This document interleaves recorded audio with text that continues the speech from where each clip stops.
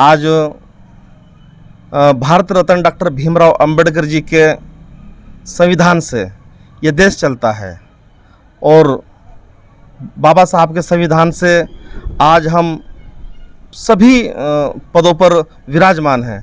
कहीं ना कहीं जो आप बात कह रहे हैं ये कहीं ना कहीं जो राजस्थान की घटना है ये घटना नहीं है, ये उस बच्चे की हत्या की गई है।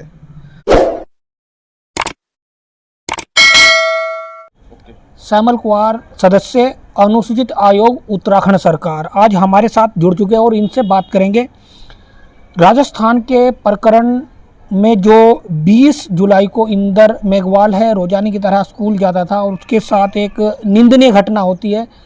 पूरे देश में लोगों में आक्रोश है और उसी चीज़ पर उसी विषय पर बातचीत करने के लिए हमारे साथ जुड़ चुके हैं श्यामल कुमारी। श्यामल कुमारी, स्वागत है आपका BM UK TV में।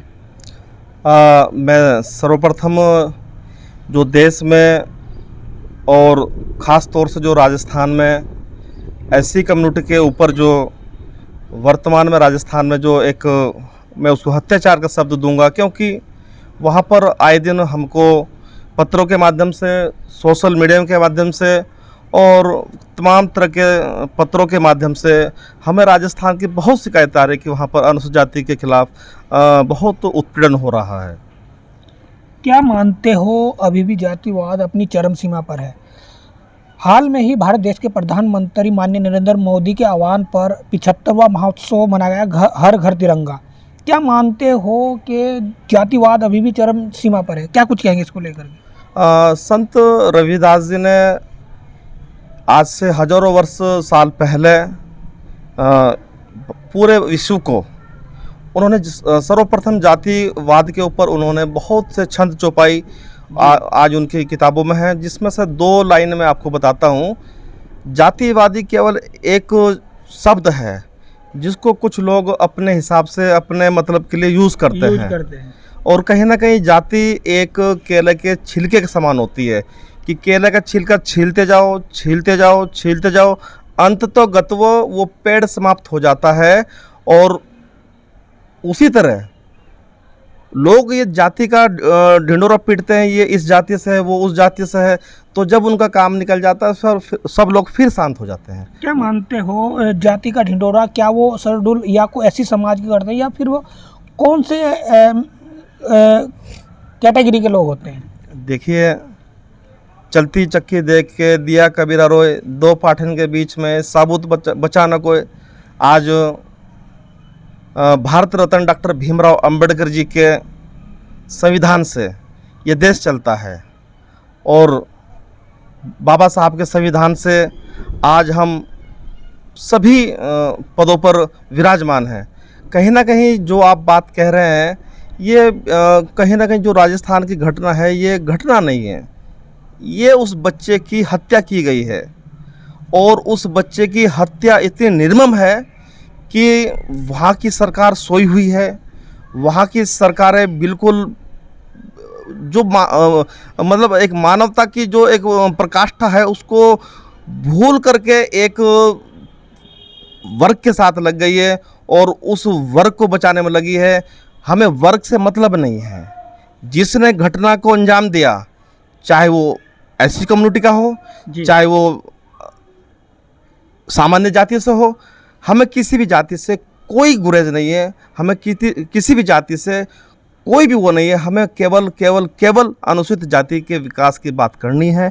और एक बार और जो ये अधिकतर राजस्थान में जो घटना हो रही हैं इसके पीछे कहीं ना कहीं एक मैं समझ सकता हूं कि कुछ लोग जो आजकल जो उनकी रूढ़िवादी विचारधारा वो सामने आ रही है, क्योंकि भारतीय जनता पार्टी या जो वर्तमान में सरकार है सबका साथ सबका विकास, तो मेरे ख्याल से जब तक वहाँ सरकार चेंज नहीं होगी तो शायद विकास नहीं आ पाएगा वहाँ भी। तो आपका मानना यह है कि जब तक वहाँ पर कांग्रेस की सरकार चेंज नहीं हो पाएगी, शायद ये नहीं हो पाएगा कि वहाँ पर जातिवाद समाप्त हो जाए, यही कहना या कुछ और है इसमें? इसमें देखिए, कहना इसमें नहीं होता जी।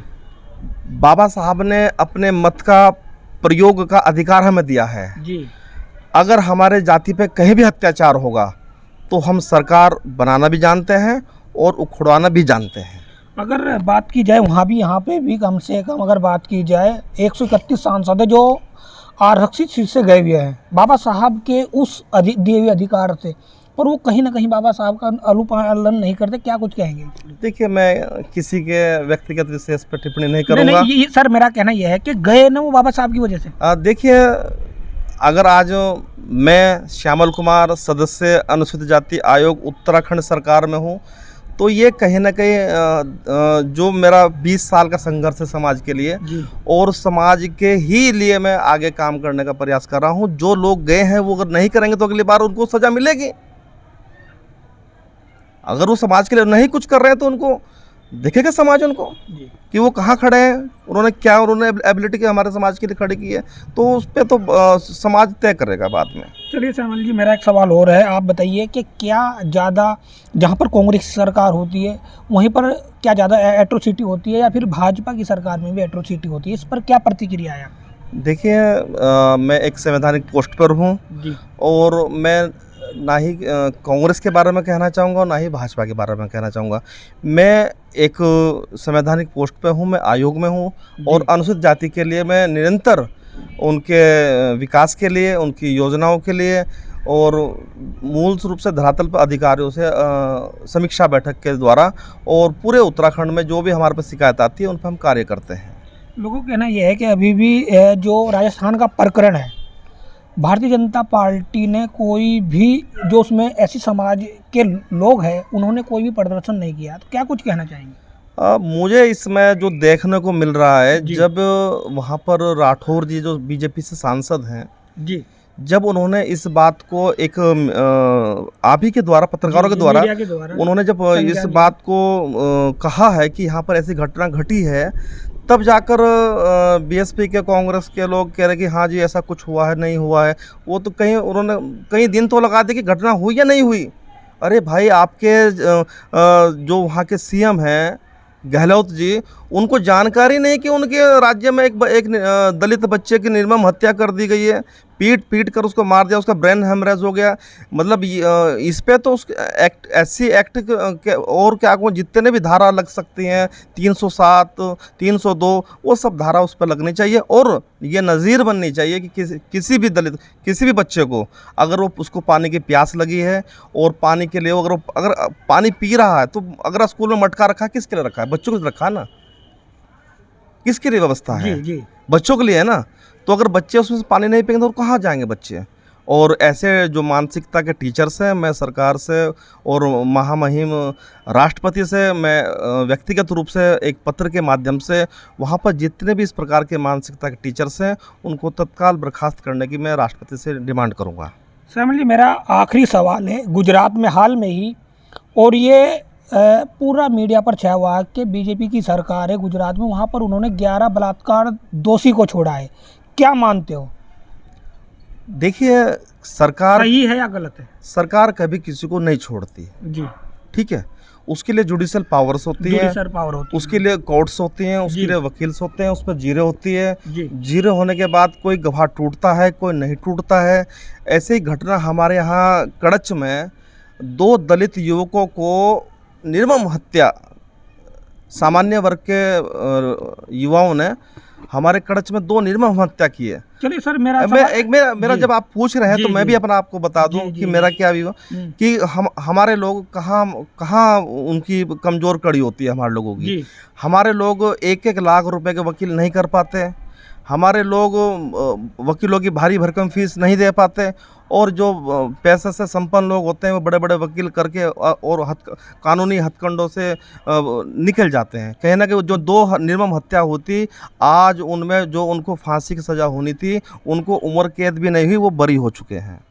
ये क्यों हुई है? क्योंकि हमारे उसमें से गवाह टूटे हैं। और गवाह कौन थे ये मैं आपको क्या बताऊं? चार्जशीट में लिखा है कौन कौन गवाह टूटे हैं। तो ये ऐसा मुद्दा नहीं है कि गुजरात में उनको बरी कर दिया। बरी कोई नहीं कर सरकार बरी नहीं कर सकती। चलिए, मानते क्या हो? मेरा इसमें मानना है कि कहीं ना कहीं उसमें पैरवी की कमी है। चलिए, हमारे साथ श्यामल कुमार जी जो अनुसूचित आयोग के सदस्य उत्तराखंड में, और आप क्या सोचते हैं इस वीडियो के संबंध में? कमेंट बॉक्स में ज़रूर हमें अपने विचार दे। मैं मित्रपाल और आप देख रहे हैं BM UK TV हरिद्वार।